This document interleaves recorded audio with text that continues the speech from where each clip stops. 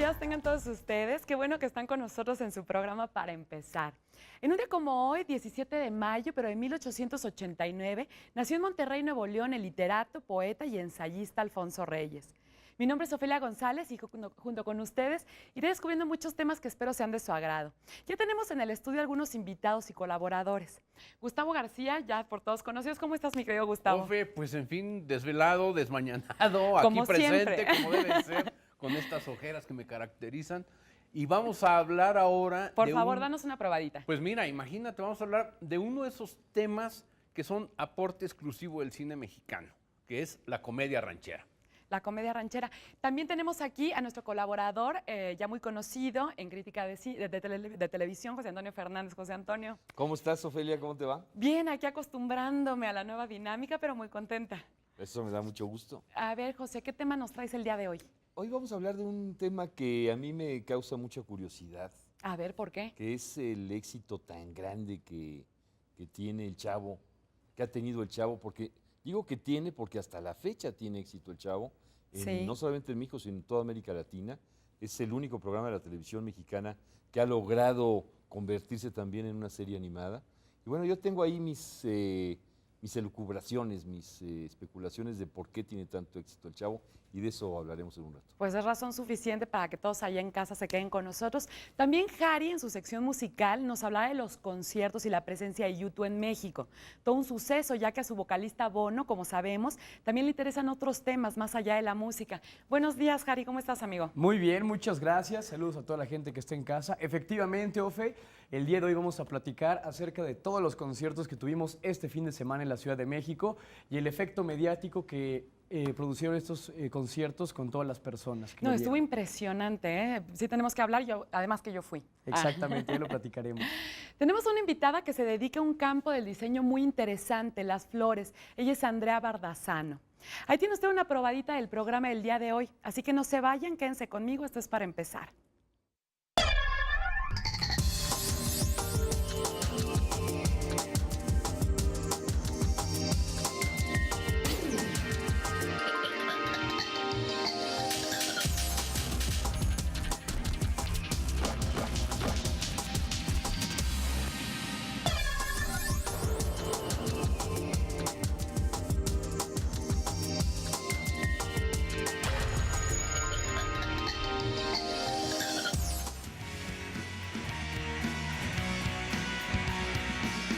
Y comenzamos con la colaboración de nuestro sistema de noticias a través de Juan Pablo Águila, de la sección de deportes. Mi queridísimo Juan Pablo, ¿qué se siente estar en nuestro programa? Pues es de verdad un escenario muy distinto, ¿no? Estás acostumbrado como a ver nada más a la cámara, a decir las noticias de manera dura, y aquí es mucho más relajado, mucho más tranquilo, y estaremos hablando de muchísimas otras cosas que no se permiten hablar en un espacio noticioso, ¿no? A ver, seguramente la audiencia se está preguntando de qué va a hablar Juan Pablo a lo largo de estos 6 meses que nos restan de programa. Bueno, sin lugar a dudas estaremos hablando, primero que nada, de la actualidad del deporte nacional. Tenemos que rescatar lo que está pasando en México y en el extranjero, los eventos que se van a suceder en México a grosso modo, el Mundial Sub-17, de hecho el jueves estaremos hablando de cómo le fue a México en el sorteo, de cómo nos irá. Digo, ya somos en la única categoría en la que hemos llegado a ser campeones del mundo, estaremos hablando de eso el próximo jueves. También estaremos hablando de rumbo a los Panamericanos, trataremos de presentarles a varios deportistas que estarán en la mira dentro de esos juegos para lograr una participación histórica de México, y sobre todo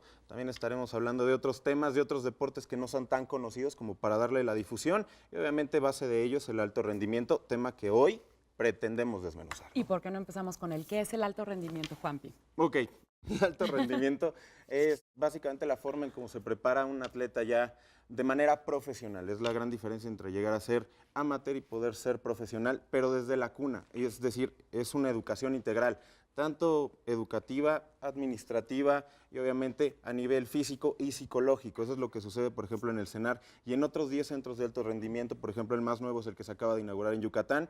Es uno de los más pequeños también, pero uno de los más altos en cuanto a cuestiones de deportes de natación, por ejemplo, se van a enfocar a ellos, y por ejemplo en el DF tenemos el más grande que alberga a 525 atletas o casi 600. ¿Desde cuándo surge este alto rendimiento en México, Juan Pablo? En México es relativamente nuevo. El alto rendimiento como tal, en forma, es la Unión Soviética, la madre de todos estos sistemas de alto rendimiento, la Unión Soviética y la Escuela Rumana, por ejemplo, de gimnasia, ahí podemos hablar. Son atletas que están enfocados desde muy corta edad ya a estudiar y sobre todo, en la mayoría del día, a hacer deporte, especializarse en su deporte para poder aspirar a ser campeones del mundo, campeones olímpicos y demás circunstancias. En México, hablar del Centro Nacional de Alto Rendimiento que se encuentra aquí en Granjas, México, al lado de la Magdalena Mixhuca, es hablar del sexenio pasado, cuando se inaugura, ¿no? Es hablar de que apenas están surgiendo las primeras generaciones que pudieran tener la base. Y es por eso que todavía los números de alumnos, por ejemplo, a nivel primaria está todavía muy limitado. El centro o el grande consenso se forma tanto a nivel secundaria como a nivel bachillerato, como para tener otras cosas. ¿Hay algún requerimiento específico para que la gente lleve a sus hijos? O sea, además de que tienen que practicar deporte todo el día, o bueno, la mayoría del día, supongo que tienen que tener actividades de escuela. Entonces, ¿cuál es el requisito para entrar en algo así? Yo soy un convencido que el deportista nace y después se va puliendo. Ajá. Es un diamante en bruto.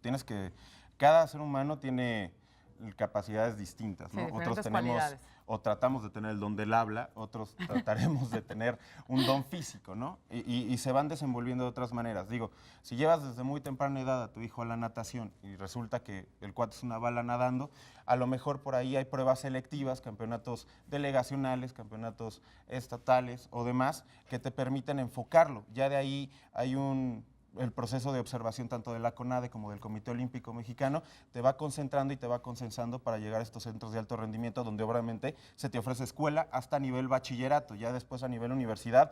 Universidades muy importantes ¿Desde como primaria? el tecnológico. Exactamente, desde primaria se trata de tener este proceso, ¿no? Que sea un proceso pues completamente integral. La escuela de clavados de los chinos, lo estamos viendo, cada 4 años es el mismo escándalo con ellos o en la gimnasia, porque no sabemos si sus chavitos cumplen con la edad obligatoria para estar en Juegos Olímpicos o si son menores todavía, ¿no? Porque tienen 10 años practicando, pero no sabes desde qué edad están jugando y de verdad son una bala. Y aparte tienen las condiciones físicas como para terminar haciendo eso, ¿no? Entonces, obedece a 2 circunstancias.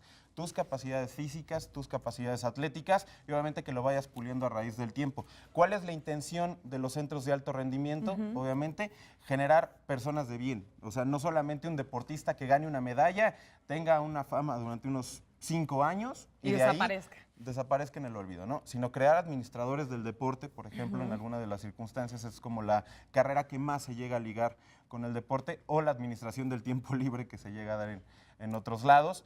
Entonces, eso es tratar de lograr, tener administradores, tener contadores, tener gente que no solamente se pueda dedicar al deporte, que una vez acabada ya esta carrera tenga algo atrás como Tenga para más poder armas. salir adelante. Ese es el centro, ese es el alto rendimiento, ese es el consenso de la escuela del alto rendimiento, ¿no? Porque obviamente está la preparación. Antes en México, por ejemplo, tenías que esperarte a tener 18, 20 años, a lo mejor sobresalir por ti, tú pagarte tus gastos, tú ir y Era mucho más salir hacia adelante. complicado. Sí, obviamente, ¿no? Porque tenías que jugarle al vivo, ¿no? A probarte en algún lado, tratar de ser profesional y de ahí ya recibir el apoyo de las federaciones en ese entonces, que es como primero se trató de repartir esto y obviamente ya todo es mucho más consenso. El deporte en México ha mejorado bastante. Ahora, Juanpi, si nos estás hablando de que apenas esto se inauguró el sexenio pasado, ¿hay algún deportista ya sobresaliente?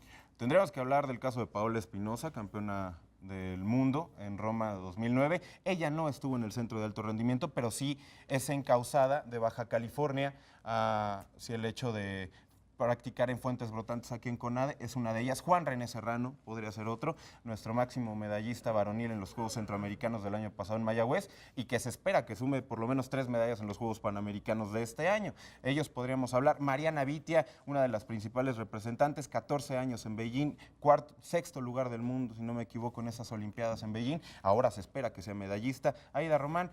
Y obviamente el taekwondo, que no deja de ser una foja de talento impresionante todos y cada uno de los años. O sea, vamos por muy buen camino. Efectivamente, vamos trazando y pues esto es lo que trataremos de desmenuzar en esta sección cada vez que hablemos, los martes y los jueves, si es que Dios nos permite y nos da licencia, estaremos aquí hablando de manera recurrente. No, seguramente que sí nos la dará. Pues muchísimas gracias, Juan A Pablo. ustedes, ¿Algo de más que verdad. quieras agregarle a tu nuevo público? Pues nos estamos viendo, espero no los haya aburrido y pues esto va a ser constante, entonces Mira, váyase acostumbrando. Si a mí no me aburriste, tampoco los aburriste a ellos. Pues ojalá. No, claro que sí. Pues muchísimas gracias. Ustedes no se vayan, vamos a un breve corte y ya volvemos.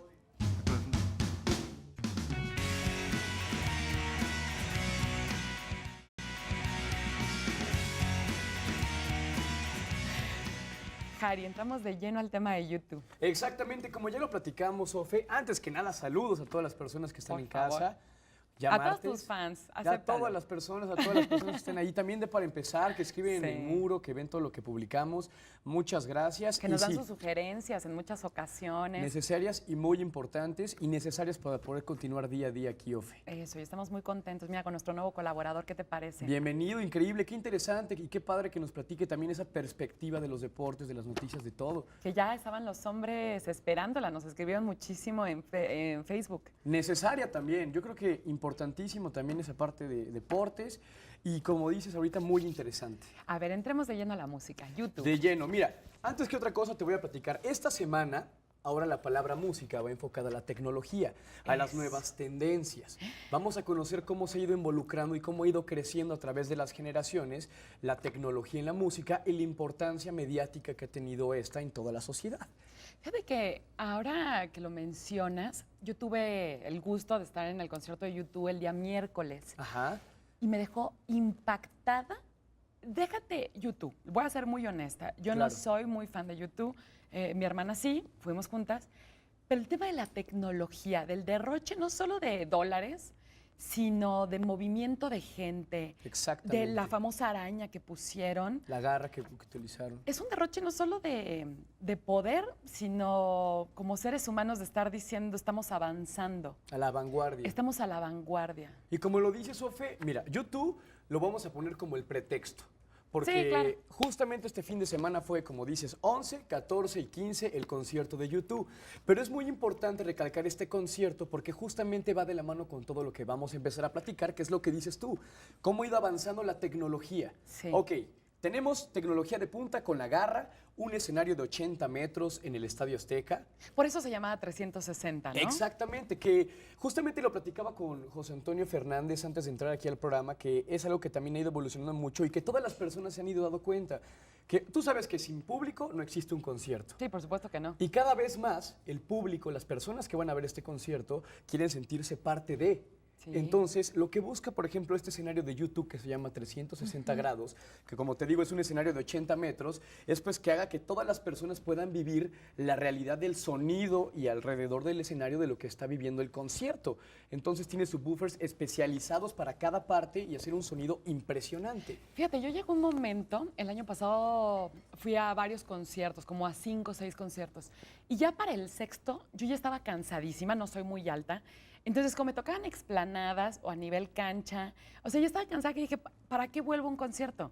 O sea, si de todas formas no lo puedo ver, la pantalla me la ponen, hablando del de Radiohead, la pantalla está súper lejos y es una tecnología que no está a la vanguardia.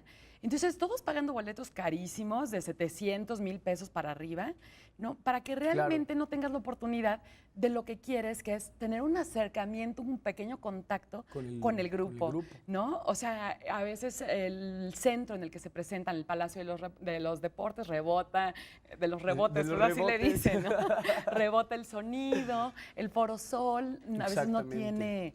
tiene la suficiente capacidad. Entonces, es muy interesante lo que hizo YouTube. Y también esto, o sea, ¿qué trae? Trae el efecto mediático, el impacto con las personas. Ahora es lo que vamos a aprender. O sea, de qué forma todos los empresarios, todas las personas, a través de la música, a través de la innovación y los conciertos, han logrado captar la atención e impactar y a lo mejor cambiar también la decisión de muchas personas hacia un grupo o hacia una banda. Lo Sí. acabas de mencionar, Radiohead, por ejemplo, utilizó muchos LEDs, muchas luces. Ahora, Lady Gaga, cuando vino, también utilizó un concierto de punta, sacó monstruos títeres, cambió escenografías, traía 18 trailers. Ahora me voy un poco más atrás, los Rolling Stones, por ejemplo. Ajá. Ellos tenían un tour que se llamaba A Bigger Bang Tour. Ahí ellos tenían el récord del escenario más alto, con 30 metros. Todo el mundo dijo, órale, los Rolling Stones están revolucionando los escenarios. Ojo, aquí es cuando entra el efecto mediático. Todas las personas dicen, oye, ¿ya viste eso? ¿Ya viste lo que están haciendo? Me gustan los Rolling Stones. Yo quiero ir a verlos tocar por esto. Sí, porque si al menos si no los ves, dices, bueno, el show estuvo bueno. Exactamente. E incluso han llegado a haber comentarios de muchas personas que dicen, bueno, a mí no me encanta Lady Gaga, a mí no me encanta YouTube, pero por ver el espectáculo, por Sí. ver el show, voy a ir. Que fue mi caso. Ojo, exactamente, eso es lo que está haciendo la innovación y la tecnología en los conciertos, cómo ha ido evolucionando. Si te fijas, antes los conciertos eran muy básicos y solamente se utilizaba la típica Tarima, la pantalla. mantita atrás, rock and roll, gracias, ahí nos vemos, adiós. Sí. Y hoy en día, en este concierto de YouTube específicamente, te platico, una torre de 50 metros, que es la más alta que se ha dado, un escenario de 80 metros, subwoofers especializados para cada área del Estadio Azteca para que Yo suene me quedé sorda increíble. 2 días después. Sí, no. Seguía sorda. Sales así de tit. Mira, lo estamos viendo justamente ahorita en la pantalla. O Sí. sea, es un escenario impresionante. Tiene una pantalla que baja, que sube, que es como un trompo. Tiene puentes giratorios para hacer que todas las personas justamente se sientan parte de. Y ahora, ¿qué es lo que va a conseguir YouTube? ¿Qué es lo que va a conseguir la música? Sí, con háblanos esto? de los beneficios que van a tener ellos al Por utilizar supuesto. toda esta tecnología. Porque mucha gente dice, órale, no, es que bueno, YouTube, ahora sí tiene mucha tecnología. YouTube es una banda que ha evolucionado con la tecnología desde el Joshua Tree, desde el The Unforgettable Fire, que siempre ha ido a la vanguardia con todo. Pero con este escenario precisamente, que esta gira duró desde el 2009 hasta el día de hoy. Eso es importante decirlo para la gente que diga, eso es nueva. No, lleva desde el 2009. Sí, exactamente. Lo que busca YouTube con esto, lo que va a generar el concierto de YouTube, mediáticamente hablando con todas las personas, es ese cambio. O sea, que la gente diga a lo mejor, oye, yo no soy muy fan de YouTube, pero me encantó el mensaje, me encantó lo que manejaron, me encantó el escenario. Vale la pena comprar un boleto para su concierto. Exactamente, y vale la pena comprar un disco, Sí. y vale la pena llevar Seguirlos. Exacto, llevar a mi hijo a lo mejor, porque YouTube lleva décadas, lleva Sí. muchísimos años. Antes de que naciéramos literal, ellos ya estaban triunfando. Desde el 76. Sí. Ya platicaré también ahorita, si nos da tiempo, de cómo fue que se fue armando YouTube, Claro pero es que sí. importantísimo lo mediático, porque como decimos, generaciones, niños, papás, hermanos, adolescentes, van a ver este concierto. ¿Qué genera esto? Que la música siga a través de las generaciones. Dime una cosa, Jari, a mí siempre me ha surgido la duda, ¿no? Por ejemplo, he llegado a pagar boletos mucho más caros con menos tecnología. En el caso de YouTube, ¿cómo le hacen? ¿O realmente hay un impacto de costo en el boleto por todo el gasto que ellos tuvieron que hacer o no? Pues mira, se maneja obviamente de diferentes formas. Esta gira es una gira que estaba, mira, simplemente para venir a la Ciudad de México, para traer todo este espectáculo, Sí. se necesitaron 30 camiones. O sea, imagínate todo No, lo que bueno. requiere. Hablando por camiones, ya después ahí vamos a desglosar qué tiene cada camión, cuántas personas se necesitan para montar el escenario. Incluso me voy a meter un poco al contexto de la sección de deportes, pero Sí. no sé si recuerden que la jornada deportiva, el América iba a jugar en el Azteca y los mandaron al Querétaro para poder montar absolutamente todo. Entonces ahora Sí. imagínate todos los costos que requiere todo esto. O sea, No, no, el no, no, montar no, el no me quiero escenario. imaginar los millones y millones de dólares. Exactamente. Entonces, obviamente también es un concierto que YouTube garantiza. Sí. Y ahí vuelve a entrar la parte mediática. O sea, cuando llegue el punto en el cual las personas que hacen las estrategias, las personas que traen a las ciudades, a los conciertos, tú traes a una banda y le estás apostando al show, es porque sabes que vas a generar un efecto impresionante con la gente.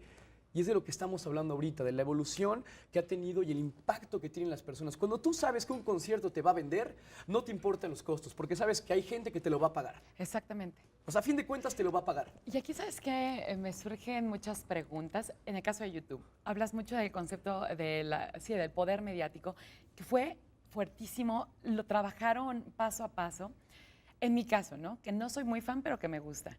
Y de pronto empiezas a escuchar en el radio, YouTube, YouTube, YouTube, y por todos lados te empiezan a bombardear y se empieza a generar un estado de adrenalina. Ruido, y ruido. ruido, hasta que de pronto te empiezas a poner a pensar, no me lo puedo perder. Claro. O sea, todo mundo va a ir, bueno, ya no todo mundo va a ir, todo mundo quiere ir, yo tengo que ser de los afortunados, Tengo ¿no? que verlo, tengo que ser parte, Todo claro. lo que generan los medios en todos nosotros, ¿no? Por Y cómo al supuesto. final de cuentas se logra que sea éxito. Por supuesto, eso es importantísimo. O sea, como lo dices, la televisión, la Sí. radio, el impacto también de las redes, o sea, el internet, por ejemplo, también lo que comentábamos, que también se busca con esto, todas las personas que van al concierto de YouTube, por ejemplo, que lo escuchan en el radio, como dices, que Sí. YouTube. Bueno, qué y mejor que tú, que lo sí, sabes. claro, y llévate los boletos, oye, es tu última oportunidad, y vas caminando y ves todos los espectaculares que dicen YouTube, el mismo ruido, o sea, visual, Sí. auditivo, que dices, tengo que estar ahí.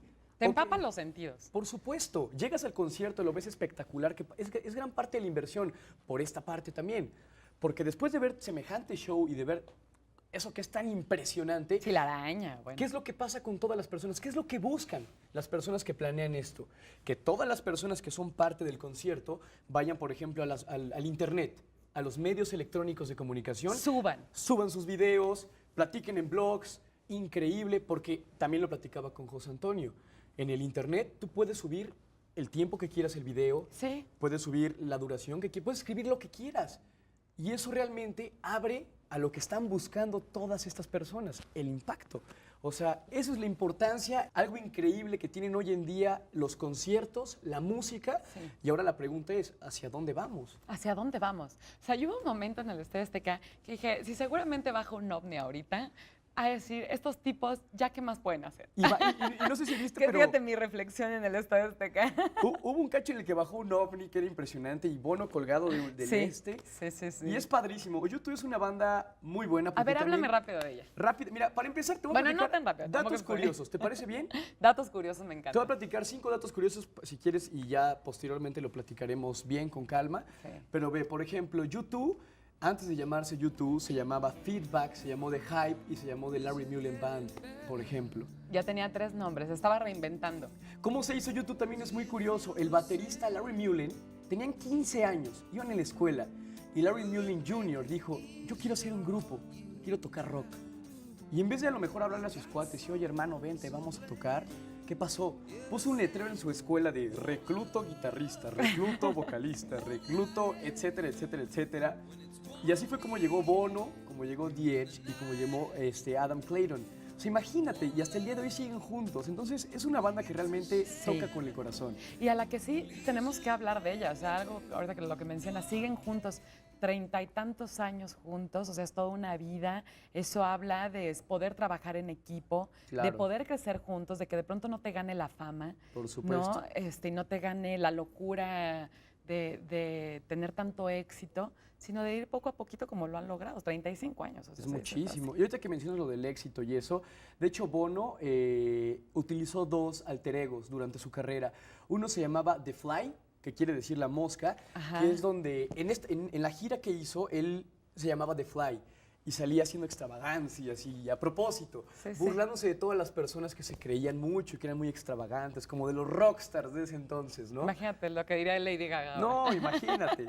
Y tenía otro personaje que se llama Mirror Man Ball, donde hacía Mirror una Man Ball. sátira acerca de todas las personas que eran como avaras, hablando de toda la avaricia. Entonces, es padrísima la historia de YouTube, es padrísima la historia también de Bono, Sí, el mensaje que siempre da de paz. siempre. Eso es Ahora, lo más rescatable. Están con Greenpeace, ayudan también a los países tercermundistas a que paguen sus deudas. Entonces, creo que YouTube es una banda que vale mucho la pena, no solamente por el efecto mediático, sino por todo lo que ha hecho en las generaciones y que seguirá haciendo. Pues muchísimas gracias, Jari. Me encantó el tema del día de hoy. Muchas gracias. Y ustedes no se vayan, que después de un corte regresamos.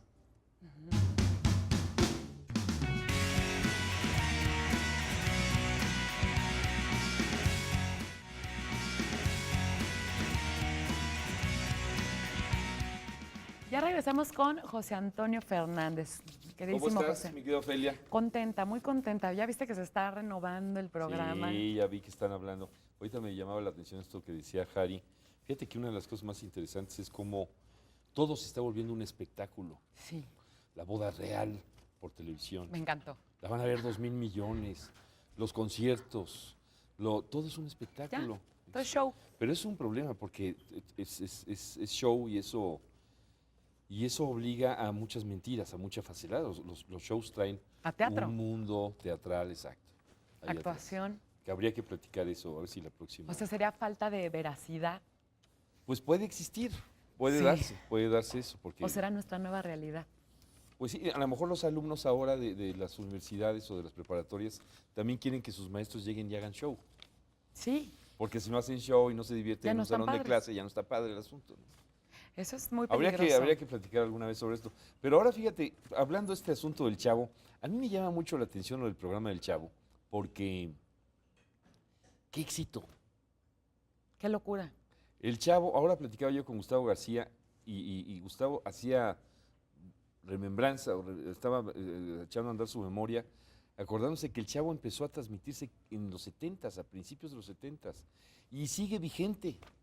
Y no lo puedes creer que todavía tenga un espacio en la televisión. Sigue vigente. Hablando de los shows. Lo quieren mucho en toda América Latina, los argentinos lo aprecian, le hacen homenajes, Sí. los peruanos, en toda América Latina tiene éxito, en Estados Unidos.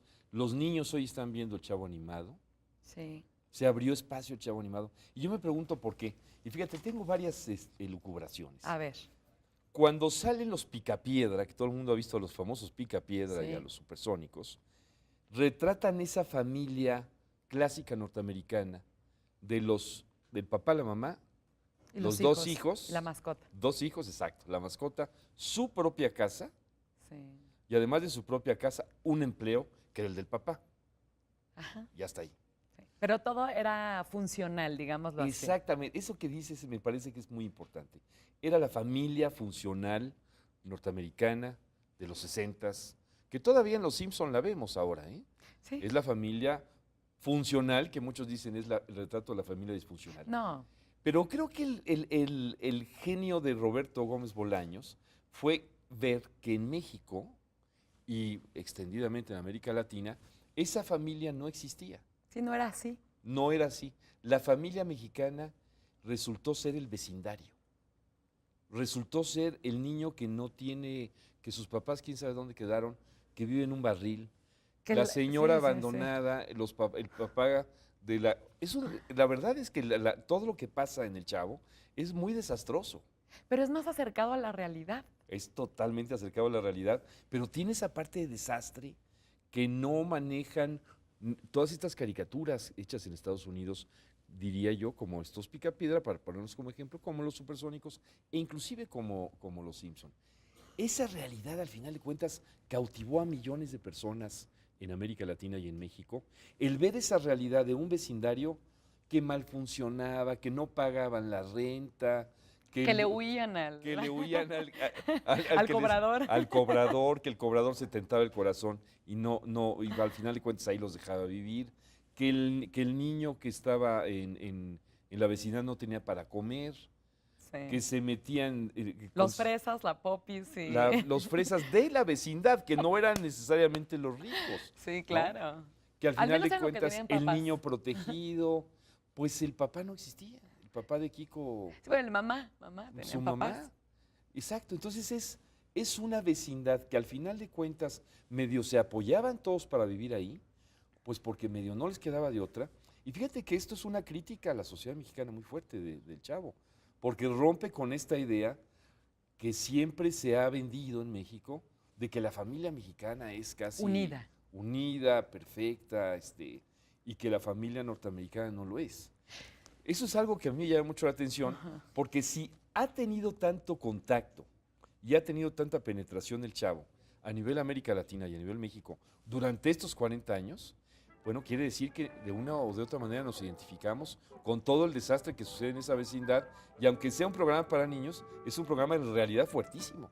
Pero yo creo que, fíjate, José Antonio, si realmente, o sea, lo que dices, definitivamente estamos identificados, ¿Sí? ¿no? Y no solo identificados, sino ahora acogemos al Chavo y tanto que llevamos, o sea, décadas con el Chavo en la televisión. Porque estar viendo los Supersónicos o estar viendo familias siempre funcionales, siempre lo mismo, yo creo que llega un momento en que te empiezas a frustrar. O sea, prendes la televisión y si tu vida no es como la que ellos te empiezan a manifestar, ahorita lo hablábamos con Harry, la que escuchas que es la normal, la que ves que es la familia normal, la que así debe de ser, ¿no? Y todo el mundo en la escuela, las familias hay que estar unidas.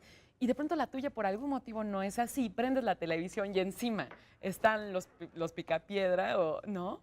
O sea, es completamente frustrante. En cambio, cuando de pronto te brindan una opción, ¿no? De decir, mira, no todo es color de rosa, pero de todas formas no tiene por qué ser aburrida tu vida, no tiene por qué ser mala, te puedes divertir muchísimo hasta en una vecindad.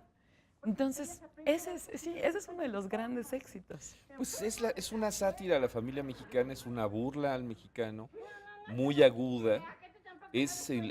Si ves cada uno de los personajes, por ejemplo, la Chilindrina, su papá, pues su papá no trabaja. Y además no solamente no trabaja, sino que es borracho. Sí, igual que Rondamón, ¿no? Rondamón, que le dicen Rondamón los demás. O sea, todos los personajes tienen esa parte de crítica social Sí. que no se, pero lo supo hacer de tal manera que nunca le censuraron la serie además. La gente la veía, seguramente los censores de la época veían El Chavo y lo veían como una serie para niños, chistosa y se acabó. ¿Por qué censurar una realidad? Bueno, siempre hay la tentación de la censura, decir esa parte es la parte fea Eso de la no. familia mexicana, entonces no la saques. Sí. Mejor pon la otra que está mejor pon Papá Soltero, por ejemplo, ¿no? Ajá. Que es una serie pues más amigable, que puede retratarnos de mejor manera. El Chavo no nos retrata de mejor manera. El Chavo pone las cosas más difíciles de la sociedad mexicana. El Chavo El hambre. no pone familias funcionales, Ujú. pone puras cosas negativas. Tiene sentido del humor permanente, que yo creo que eso es lo que ayuda y compensa y aligera el asunto, aligera la carga al final de cuentas. Pero a pesar de todas esas cosas, es la serie mexicana que más éxito ha tenido a nivel internacional en toda la historia, porque además se la han llevado a Europa, se la han llevado a Asia, se la han llevado a Japón, y allá también se ve y la ven bien.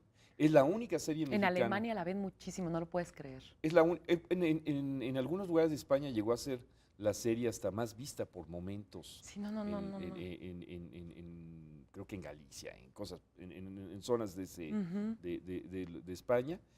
Y lo que me parece que es muy interesante también es que sea un golpe de uno. Es decir, los norteamericanos han hecho cualquier cantidad de series para niños. Nosotros no. No hay prácticamente más que Canal 11 tiene por ahí, si no mal recuerdo, tiene el Diván de Valentina, tiene algunas otras series de televisión que han tenido cierto éxito. Pero nosotros no nos hemos ocupado de hacer series de televisión para niños. La gran ventaja que tuvimos al final de cuentas es que alguien hizo una y esa una tuvo un éxito rotundo. Además, a mí me hace pensar aquí muchas cosas, José. Por supuesto que es una mezcla de ingredientes muy impresionantes el casting que se hizo, ¿no? Realmente estuvo elegido a la perfección. El guión, siempre le hemos dado mucho peso, tú y yo, a los guionistas. La escenografía, la dirección, todo bien pensado. En el caso del guión, a mí me queda una duda. ¿Quién lo escribía? Él lo escribía. Él mismo también. Él lo escribía. Y yo creo que parte del éxito también es que no se callaba. Es decir, si él tenía que poner un personaje que era el papá de una niña que el papá consideró que debería ser un borracho que no tenía trabajo y que nunca tenía dinero para pagar la renta, así lo hizo. O sea, Roberto Gómez Bolaños no se censuró nunca. Claro, Y se permitió. Se permitió. Y entonces, yo creo que es un principio fundamental cuando se hace un programa de televisión. En el instante en el que los personajes no los censura ni el guionista ni el director, entonces los personajes alcanzan una potencia tremenda. Claro. Cuando el director o el guionista Todo tratan de el manipular tiempo. a ese personaje para que se porte bien o para que sea malo O para que sea como él. o para que sea como el guionista, ¿no? Ajá. Pues entonces ahí empiezan los problemas. Yo creo que incluso, y te voy a decir algo que alguna vez que comenté aquí ya, yo creo que Roberto Gómez Bolaños merece un homenaje. Y una cosa muy interesante, hoy en día están aparentemente la mayoría de los integrantes peleados, todos los que participaron ahí. Cada uno Lo por cual su lado. refleja también un poco a la sociedad latinoamericana y a esta dificultad para ponernos de acuerdo en Fíjate, cosas.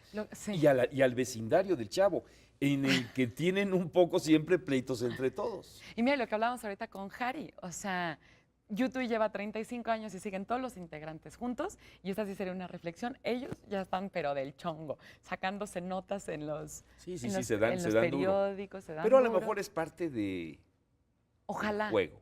ojalá, y si no que nos quede como reflexión, como Que sociedad. quede como reflexión el ver que la familia mexicana y la sociedad mexicana tenemos muchos problemas y que también hay que verlos, no hay que taparlos. ¿eh? No, porque son de todos. Así es. Pues muchísimas gracias, Ofe. mi queridísimo José. Esto quedó todavía mejor de lo que esperaba. Vamos a un breve corte y regresamos aquí para empezar.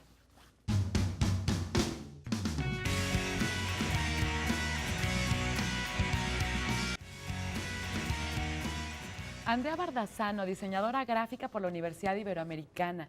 Complementas tu trabajo con flores, Andrea. Sí. Bienvenida al programa. Gracias, ¿cómo estás? Muy bien, ¿y tú? Bien, bien, gracias. Estamos muy jóvenes, Andrea. Te estoy viendo muy joven y digo, ya tiene mucho éxito.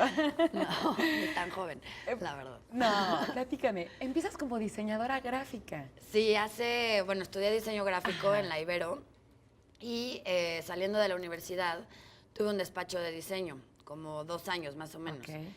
Y la verdad no me encantó. O sea, como la vida laboral del diseño gráfico. O sea, no sé si no tuve suerte con los clientes o qué, pero como que empecé a sentir cierta frustración en cuanto a creatividad. Y un 10 de mayo, hace 3 años, decidí hacer un catálogo de flores, de arreglos de flores, pero todo el concepto era descontextualizar envases. O sea, no necesariamente tenían que ser floreros, sino eran... Lo que siempre vemos. Sí, ajá. Eran como jarras, no sé, regaderas, cajas, jaulas, o sea, cosas así. Entonces hice el catálogo, lo mandé por mail así como a amigos y conocidos. Pero y igual se tú como, vendió muy bien. como creadora, fotógrafa. Todo. O sea, todo. O sea, literal llegué al mercado de Jamaica y fue así. Sí. Necesito esto, cómo se hacen los arreglos y ya. Entonces sí fue la foto, el diseño del catálogo, el diseño de los arreglos, todo, y se vendió muy bien. Y de ahí pues ya empecé. Mira, me llama muchísimo la atención cuando dices, de pronto, pues sí, enfrentarnos a la vida laboral no es sencillo. En muchas ocasiones sentimos la misma frustración que sientes tú y la sentimos todos. Pero mencionaste algo muy interesante. Empecé a sentir frustración por la creatividad. A mí me interesaría preguntarte, ¿era porque te frustraban tu creatividad o porque quizá tenías más que dar y estabas en ese momento limitada en el lugar que se te presentaba para laborar? Pues mira, yo a lo que me enfrenté sobre todo fue que trabajaba con marcas. Entonces, las marcas generalmente te dicen qué es lo que quieren. Entonces, tú nada más te vuelves la persona que hace lo que te están pidiendo. O sea, tú ya no Sí, propones. ya no eres creativo. O sea, es muy complicado, sobre todo con marcas que vienen de otros países. Entonces, ya traen como, esta es la tipografía, este es el color, y nada más lo tienes que adaptar a México. Pero pues, en realidad, o sea, no... Digo, No hay se nada puede. de creatividad. Pues sí, no, o sea, sí, pero en mi caso yo no... Pues ya lo habían no hecho lo otros. sentí. Ajá. Entonces, como ahí fue donde empecé con esa lucha de, híjole, o sea, no sé si realmente es a lo que me quiera dedicar toda la vida, ¿no? Ahora, ¿por qué las flores? Pues mira, las flores siempre me han gustado, siempre me han llamado la atención. Y la verdad es que yo veía, no sé, que te mandan flores, le regalaban flores a gente conocida. Y yo decía, es que o sea, están increíbles las flores, pero el arreglo en sí no me fascina, ¿no? Claro, con toda esa Entonces, creatividad que ya traías galopando en la ajá. cabeza, con toda esa visión artística, tenías que darle un nuevo sentido. Sí, y fue lo de los envases, o sea, es como lo que me caracteriza, que es eso.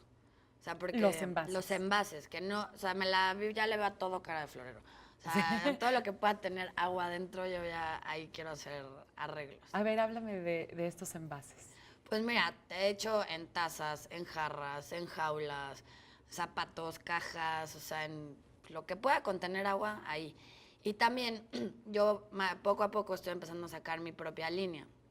Entonces, muchas veces intervengo objetos, los pinto, los rayo, les pongo etiquetas, o sea, dependiendo también el concepto del evento o el concepto del arreglo que quiero lograr. Eso te quería preguntar, o sea, como artista que eres, empiezas a crear el proceso de creación. ¿Es por colección? ¿Es porque te mandan pedir un evento? ¿Cómo es? Pues mira, yo trabajo mucho para bodas y para eventos corporativos.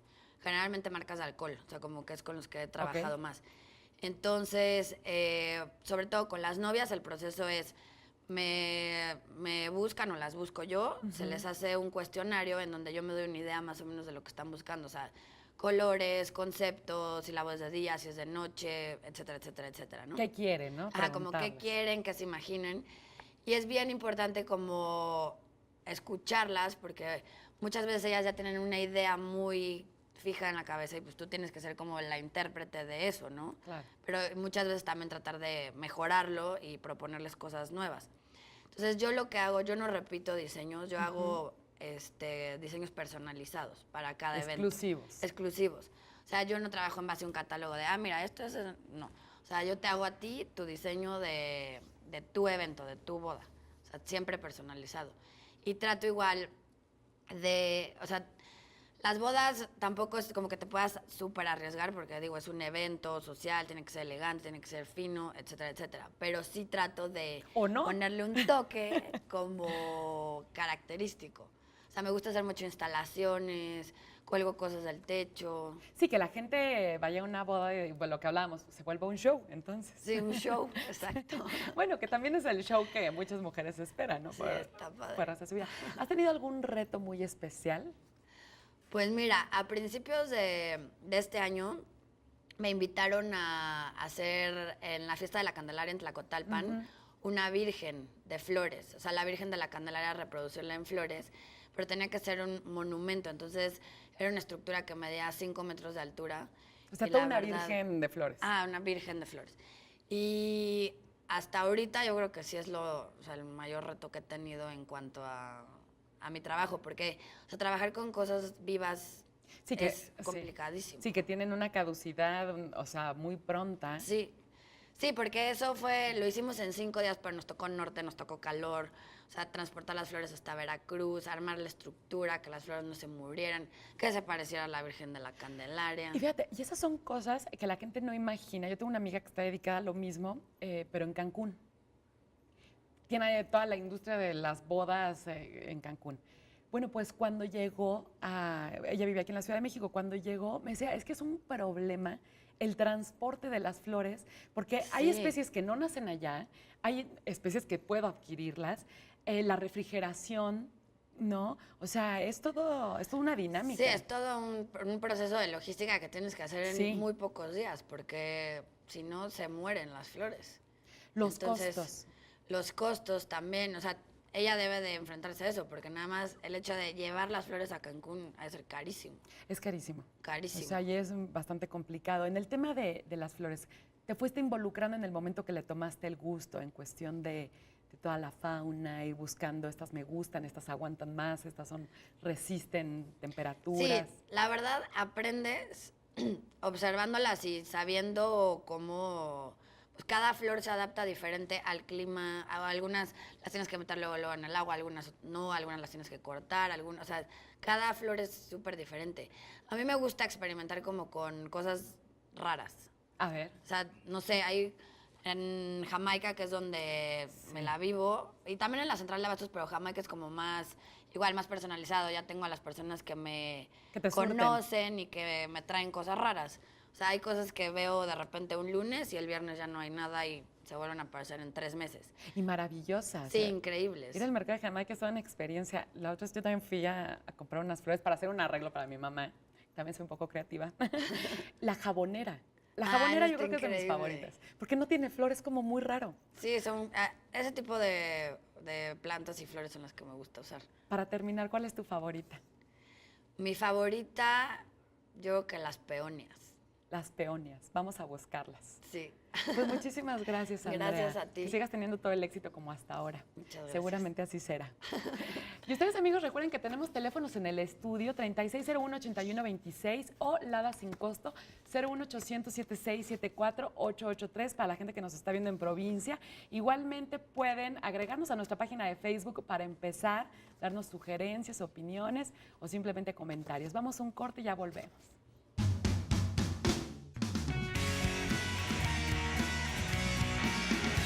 Mi queridísimo Gustavo, ya estamos cotorreando aquí. Sí, estábamos aquí tan a gusto a media luz. ¿Verdad? Sí. A ver, cine mexicano es nuestro tema de hoy. En específico, ¿de qué vamos a hablar? Vamos a hablar de un fenómeno.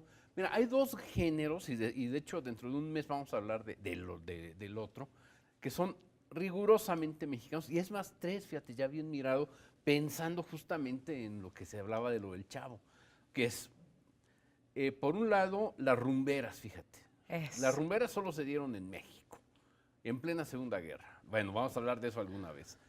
El cine de vecindad, que es el antecedente del Chavo, Ok. y la comedia ranchera.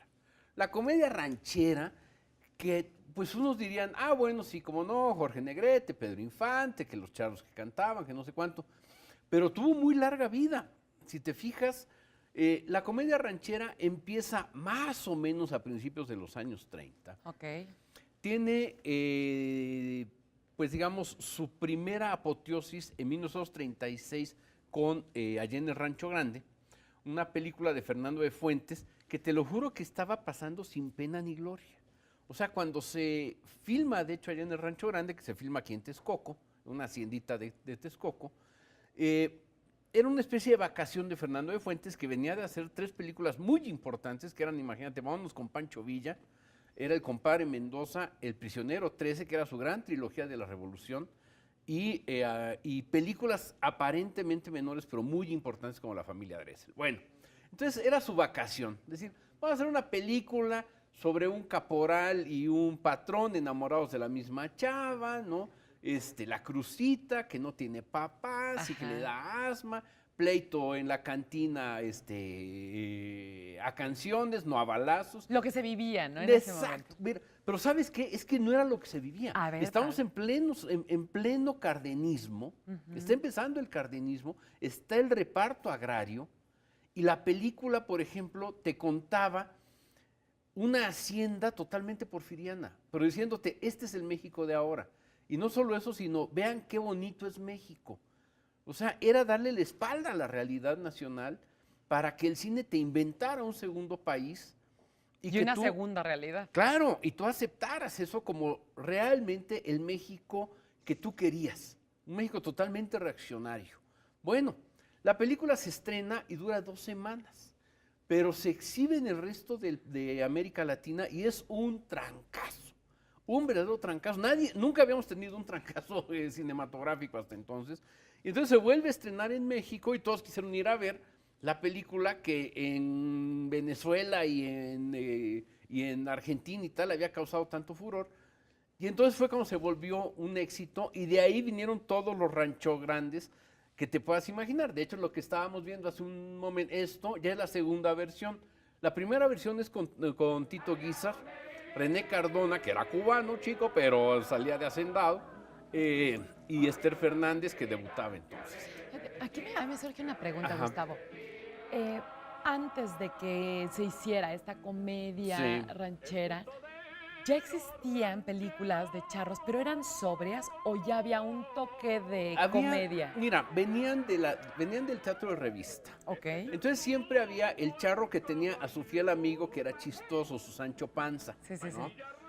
Pero no habían terminado de cuajar como si cuaja Allá en el Rancho Grande, que vamos, sí tiene incluso insinuaciones sexuales, ¿no? O sea, la idea de que Crucita pasó la noche con el patrón cuando que ella era la novia del caporal, el conflicto del caporal teniendo que enfrentarse a su patrón a punto de sacar la pistola, pero todo se descubre que era una intriga de una mujer, ¿no? Entonces la agarraban a trancazo a la mujer. Y el famoso duelo en la cantina a canciones, ¿no? Y entonces, y cantar allá en el Rancho Grande en la cantina no como un lugar de vicio, sino como un lugar de celebración, De entretenimiento. de pasársela muy padre, ¿no? Y otra cosa, el charro cantor.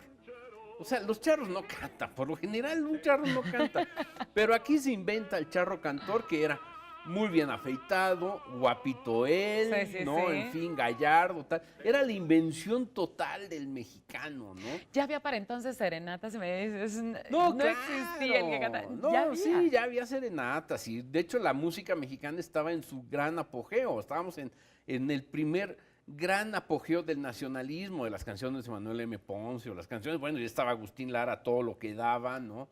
Pero aquí es Lorenzo Barcelata, un gran compositor que de hecho salía en la primera versión. Bueno, Allá en el Rancho Grande dio para tanto que dio para una película llamada Allá en el Trópico, que era igualita nada más que ambientada en Veracruz. Allá en el Rancho Chico, en donde era el mismo argumento pero actuado por niños. Dio para Allá en el Rancho Grande la versión que estábamos viendo.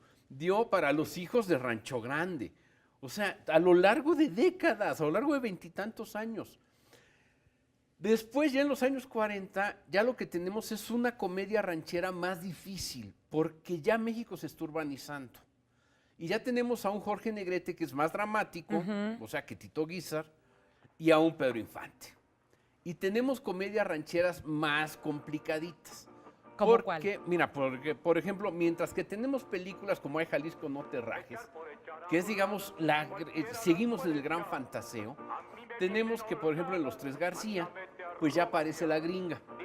la prima gringa, porque ya estamos en Segunda Guerra, y entonces Se empieza a resulta, internacionalizar ya hay el que asunto. internacionalizarse, los charros son, uno es un charro poeta, uno es un charro charro, otro es un charro edípico, lo que decíamos la vez pasada con Pedro Infante, ¿no?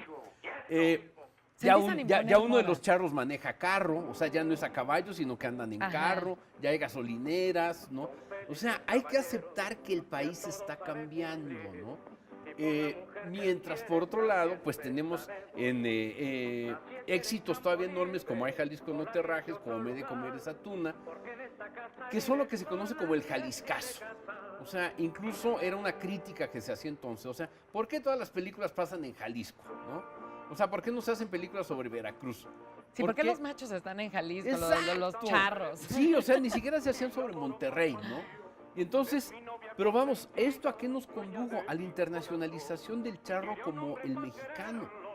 O sea, por eso cuando llegamos A a nivel París, internacional. cuando llegamos a nivel internacional, el cine fue el que realmente internacionalizó al charro tapatío como la imagen del mexicano. O sea, no fueron los charros en sí.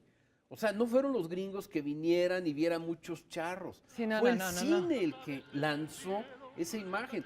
Tan es así que, por ejemplo, en Los Tres Caballeros, la película de Disney, el sí. mexicano, Sí, claro. el Pancho Pistolas, está caracterizado como si fuera justamente Negrete en Ay Jalisco no te rajes, ¿no? O sea, en vez de copete tiene su cresta, ¿no?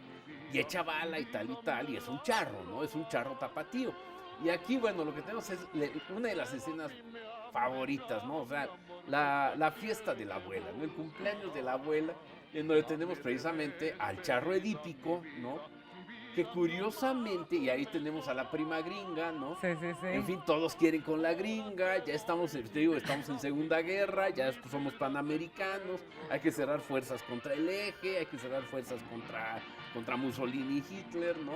Aunque sea cantando, ¿no? Y seduciendo a los gringos y tal, ¿no? Y todo esto yo creo que va a rematar con dos películas grandiosas. Bueno, con una película grandiosa para mí, que es Dos tipos de cuidado. Dos tipos de cuidado en donde se juntan Negrete y Infante por única vez. Para mí es el principio del cierre de la época de oro. No vuelve a tener el cine mexicano, por ejemplo, un número tan espectacular como el cierre de Dos tipos de cuidado, la famosa fiesta mexicana, que es un número enorme, maravilloso, ¿no? O sea, en donde la cámara de Ismael Rodríguez se pasea por todo un patio y cantan un montón de cosas, ¿no? Es una escena realmente maravillosa. Eso te decía, era un poco musical también, Totalmente ¿no? musical. Como No musical. puedes, era una fantasía. Sí, Te digo, era una fantasía total. O sea, tú cuando has ido a un pueblo y que te esté cantando el señor que esté, pues no sé, no vendiendo Con el jorongo pulque, ahí, ¿no? sí. Nadie, ¿no? Nadie. Y si cantan horrible. O sea, claro, aquí el gran éxito de la película, bueno, era juntar a los dos grandes estrellas que no querían juntarse. Sí, claro, iba a ser una competencia ahí horrible de ego. Horrible, vamos. Mientras que Infante le tenía un miedo tremendo a la voz de Negrete y Negrete le tenía un miedo enorme a la popularidad de Infante. Y entonces, claro, los dos le decían a Ismael Rodríguez, no, es que tú le vas a dar más juego a este, tú le vas a dar más Me vas a juego a hacer este, menos. sí. Entonces fue un pleito filmar. Bueno, tuvo que intervenir el presidente Miguel Alemán En la bronca de la y- artisteada. de la artisteada y metió lana a Los Pinos para que hiciera la película, que fue un trancazo, ¿no? Es una película realmente con momentos maravillosos. O sea, ¿quién no ha visto Dos tipos de Ah, no, bueno, cuidado? absolutamente todo. Se ha divertido como loco, Sí, está esa parte es espléndidamente. Sí, buenísima. no, el Pedro Malo y Jorge Bueno, no, es realmente una gran escena. Y la comedia va a durarte Sí. hasta los años 70, cuando ya el país es otro.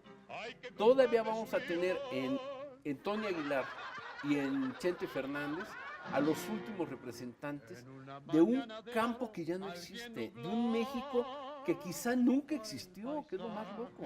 Fue Sí, un que solo fue un invento del celuloide. cine. Exacto. Y qué interesante. Y eso te iba a preguntar, bueno, ya nos acabas de decir, para terminar, el Sí. impacto internacional.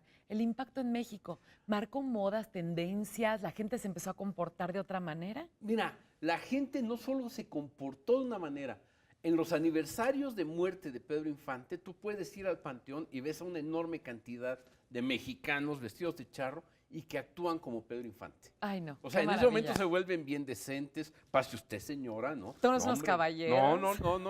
No, viven su melodrama y tal, sí, claro. Al día siguiente, olvídalo, se vuelven ellos mismos, pero durante un día fueron Pedro Infante por un día, fueron Tizoc por un día. Pues no te impresiona todo el impacto mediático que estuvimos platicando hoy a lo largo del programa, Gustavo. Los medios algo tienen y hay que reflexionar sobre eso. Y hay que responsabilizarse de lo que Eso es estamos lo más haciendo todos en importante. ello. Claro.